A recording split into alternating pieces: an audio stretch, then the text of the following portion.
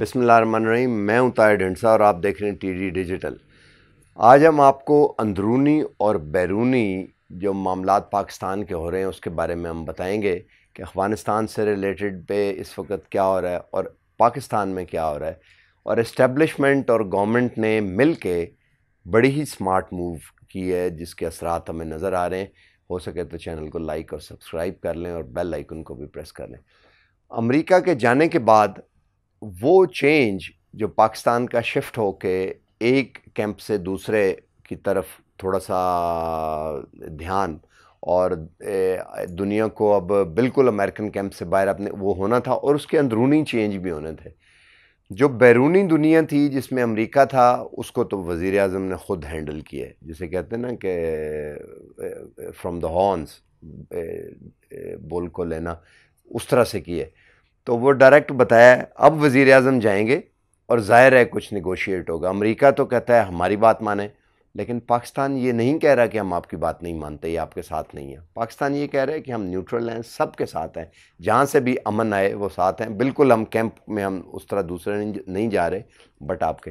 तो वो बात तो आगे चलेगी, उस पर भी हम थोड़ा सा आपको बताएंगे अभी बाद में इसी प्रोग्राम में। लेकिन अंदरूनी तौर पे इस चेंज को ट्रिगर करने के लिए, इग्नाइट करने के लिए, आपने गाड़ी चलानी हो तो पहले इग्निशन देना पड़ता है। उसके लिए क्या किया गया है?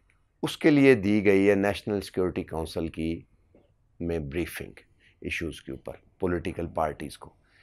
और क्योंकि वज़ीर आज़म को ये पता था, वो शहबाज शरीफ ने तो उसमें ये कहा कि वज़ीर आज़म अगर आएंगे तो मैं कम हूँ। वज़ीर आज़म ने कहा कि मैं नहीं आता। तो हालांकि हैंडल बेशक वहीं से हो रहा था। तो उस ब्रीफिंग में कुछ बातें बताई गई हैं। अब उस ब्रीफिंग में मैं मौजूद नहीं था और मेरा ख्याल आप लोग भी मौजूद नहीं थे कोई भी, लेकिन कुछ चीज़ें हम अब सर्टेनली कह सकते हैं कि उसमें ब्रीफ की गई और उनका ग्राउंड पे हमें एक्शन नज़र आ रहा है। फॉर एग्ज़ाम्पल उसमें ये बताया गया कि बलूचिस्तान में दहशत गर्दी करने की अब फिर दोबारा कोशिश की जाएगी और इसको मिलिट्री आयरन हैंड के साथ, यानी मिलिट्री एक्शन के साथ इसे अब कुचला जाएगा। और जहाँ से ये इनिशिएट होगी उनको भी ख़बरदार रहना चाहिए, क्योंकि उनके ख़िलाफ़ भी कुछ ना कुछ एक्शन, मैं ये नहीं कह रहा कि हमला उन पर कर दिया जाएगा, बट उनको भी स्पेयर नहीं किया जाएगा, उनको भी लूप इन करने की कोशिश की जाएगी।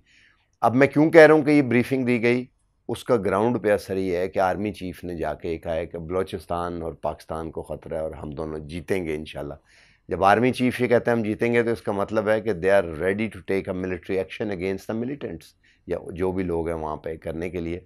और तरक्की साथ ही उसके इनके आगे पीछे ही उसके साथ गवादर के फ़ेज़ 2 का वज़ीर आज़म ने इफ्तिताह किया और बताया कि जो अब दूसरा इशू जो डेवलपमेंट का है वो अब गवादर को हम कलेक्ट करके गवादर ऑपरेशनल फ़ेज़ 2 में इंडस्ट्रियल डेवलपमेंट और इन्वेस्टमेंट सारी वो होनी शुरू होगी एंड ऑल।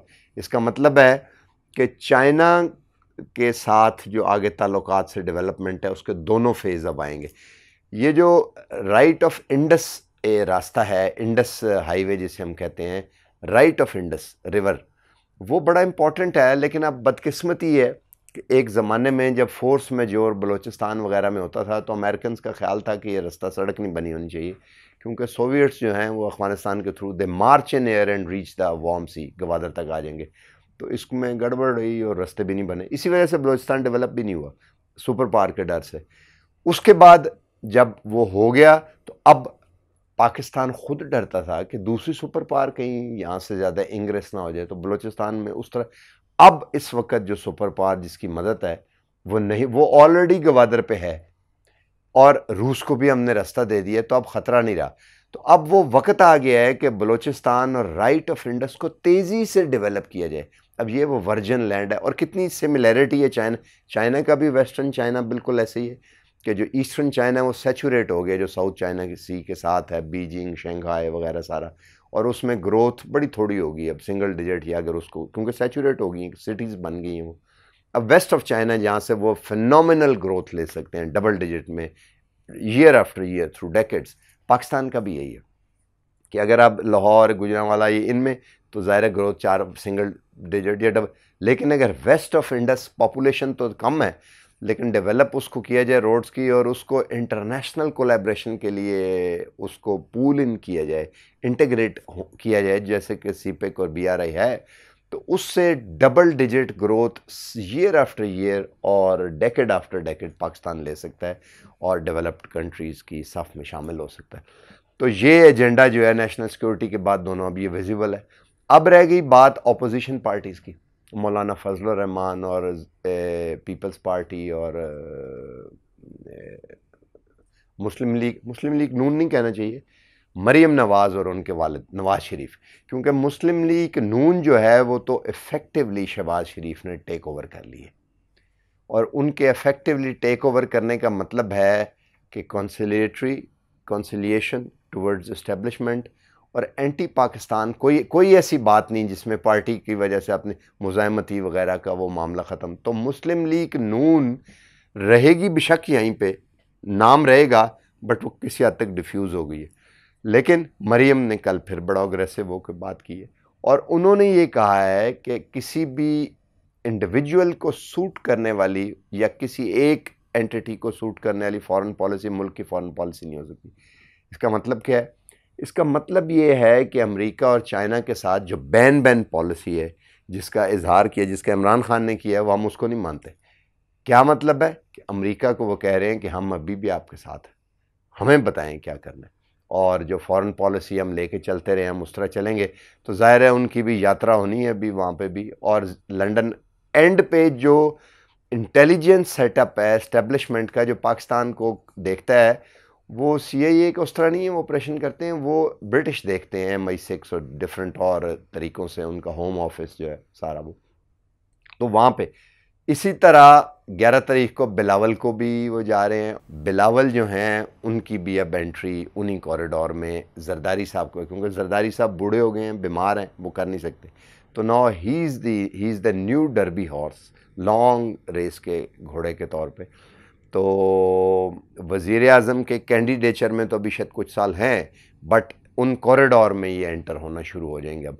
तो ये भी यही कह रहे हैं कि हमें बताएं, और जरदारी साहब ने ये कहा है कि मैं बलोच हूँ। उन्होंने ये नहीं कहा कि मैं सिंध का रहने वाला या जी भुट्टो, पहली दफ़ा उन्होंने कहा मैं बलोच हूँ। इस्लामाबाद में सिर्फ एक घर इसलिए बनाया हुआ है कि ताकि इन अदालतों में पेशियाँ भुगतता रहूँ। इसका क्या मतलब है? इसका मतलब है कि पहले भी वो कह चुके हैं कि क्या तुक बनता है कि एक छोटा सा चंद सड़कों का शहर इस्लामाबाद जो है वो रूल करे बाकी मुल्क को, 18th अमेंडमेंट करने में जब ये मैं।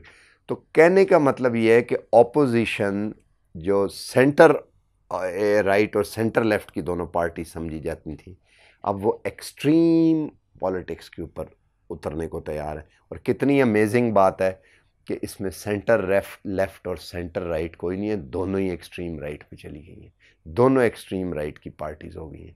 और ये भी एक बड़ी अजीब बात है कि जब पाकिस्तान राइट के साथ होता था, अमेरिका के साथ मुफाद था जिसमें सारे डैम बने, सब कुछ हुआ, तो पार्टीज़ लेफ़्ट के साथ होती थी।